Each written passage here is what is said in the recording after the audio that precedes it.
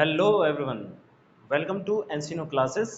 आज एनसीनो क्लासेस में हम आपको क्लास 10th का एक चैप्टर करवाएंगे जिसका नाम है इंट्रोडक्शन टू ट्रिग्नोमेट्री, जो कि आपका चैप्टर नंबर 8 है।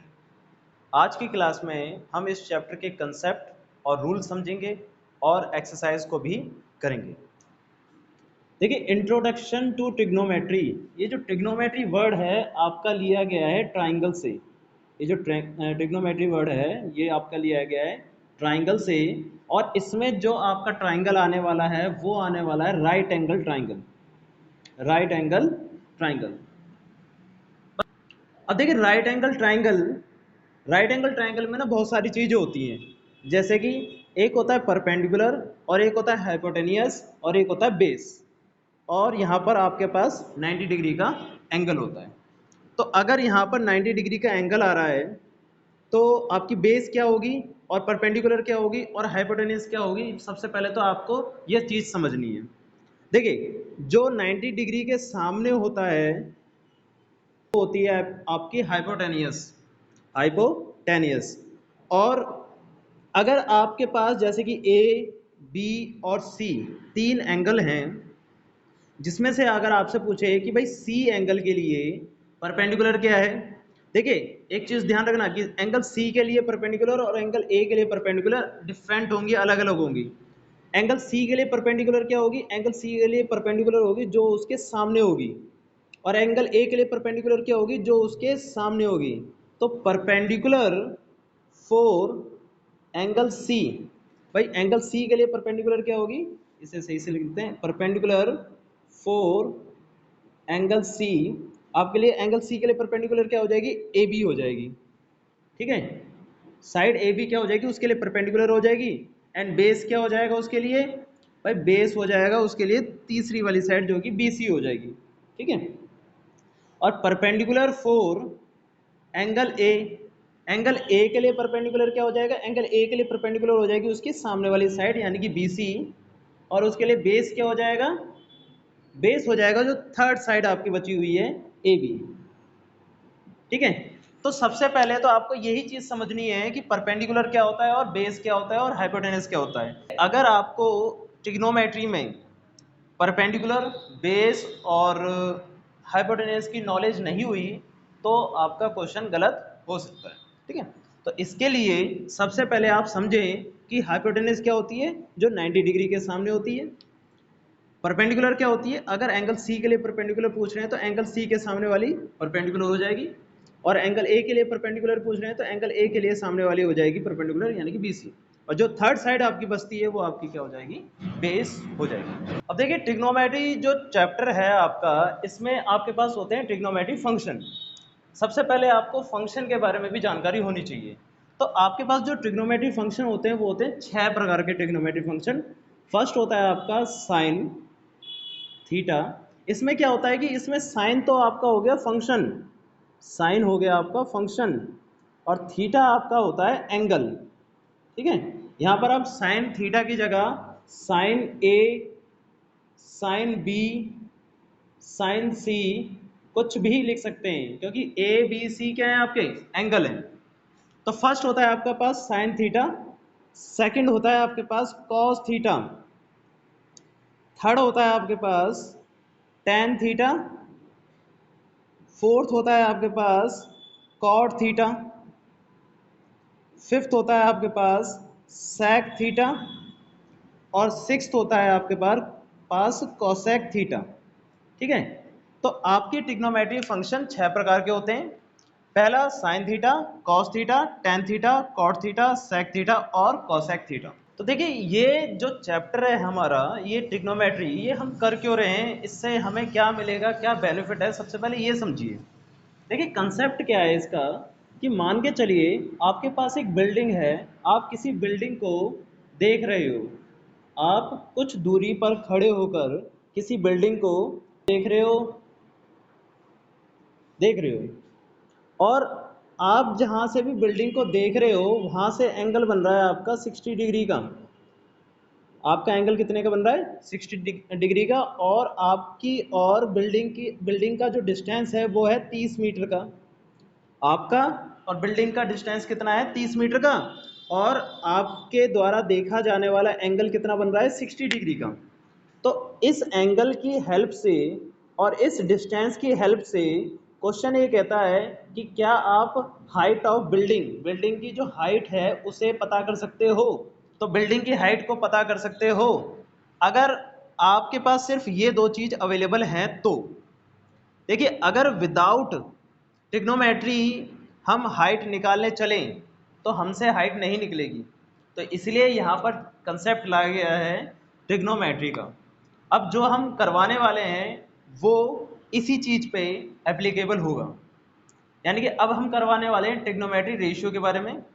अगर आपके पास ट्रिग्नोमेट्री रेशियो हैं तो आप ऐसी जो सिचुएशन आई है, ऐसा जो केस आया है, इसको आप सॉल्व कर पाओगे, ठीक है, जिसमें ये आपके लिए क्या हो जाएगी परपेंडिकुलर, और ये आपके लिए क्या हो जाएगी बेस, और ये आपके लिए क्या हो जाएगी हाइपोटेन्यूज।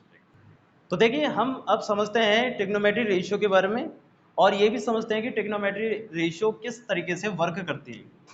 एज्यूम करिए कि आपके पास एक ट्राइंगल है, right angle triangle A B C, A B C, right angle at B.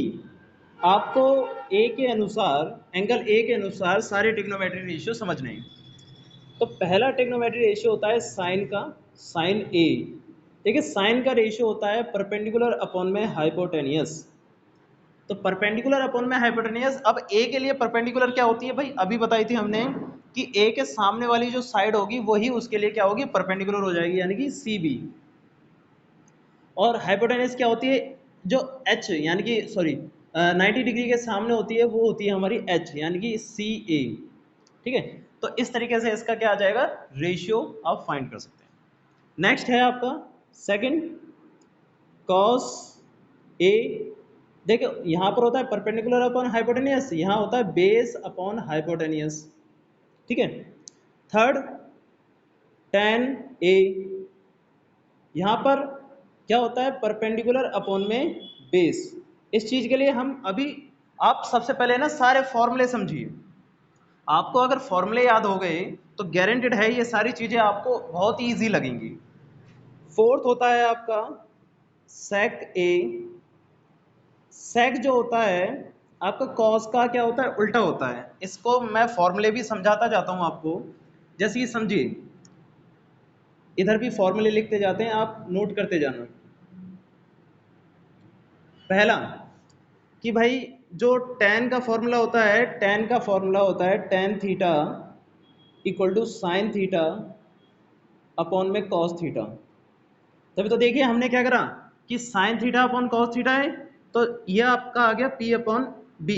किस तरीके से, tan का मतलब होता है साइन थीटा अपॉन में कॉस थीटा, तो साइन थीटा कितना है आपका p upon H, cos theta कितना है आपका b अपॉन एच। तो एस से एच क्या हो गया कैंसिल हो गया, बच क्या गया p अपॉन बी। इस तरीके से ये फॉर्मूला आपका आया है। और दूसरा फॉर्मूला होता है कि जो कॉस होता है या साइन जो होता है, साइन साइन थीटा को आप लिख सकते हो 1 अपॉन कॉसेक थीटा, यानी कि साइन को हम कॉसेक का क्या मानते हैं, उल्टा मानते हैं, कन्वर्स मानते हैं, ठीक है ना। और ऐसे ही फिर कॉसेक की वैल्यू इधर आ जाएगी, साइन की इधर आ जाएगी, तो ये हो जाएगा आपका third formula cosec theta equal to 1 upon sine theta. तो ये तीन फॉर्मूले हो गए। फिर चौथा जो फॉर्मूला होता है यहाँ मैं लिख देता हूँ आपका फोर्थ फॉर्मूला, जो साइन का हो गया हमारा। अब हमारा है कॉस का, कॉस ए जो होता है 1 अपॉन सेक ए होता है आपका, और जो सेक ए होता है वो होता है आपका 1 अपॉन कॉस ए। यानी कि कॉस और सेक आपके आपस में क्या होते हैं कन्वर्ट होते हैं, है ना, उल्टे होते हैं। फिर है आपका सिक्स्थ tan थीटा। बेसिकली हमने tan थीटा का फॉर्मूला लिखवा दिया, साइन अपॉन कॉस होता है। अब tan थीटा को हम कॉट का उल्टा भी कहते हैं, तो कॉट थीटा का उल्टा हो जाएगा ये आपका। और सेवंथ हो जाएगा आपके पास cot theta equal to 1 upon tan theta, ठीक है।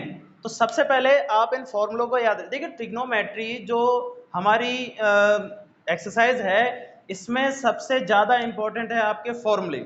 अगर आपको फॉर्मूले याद हैं तो आपसे बहुत इजी तरीके से एमसीक्यू भी हो जाएंगे।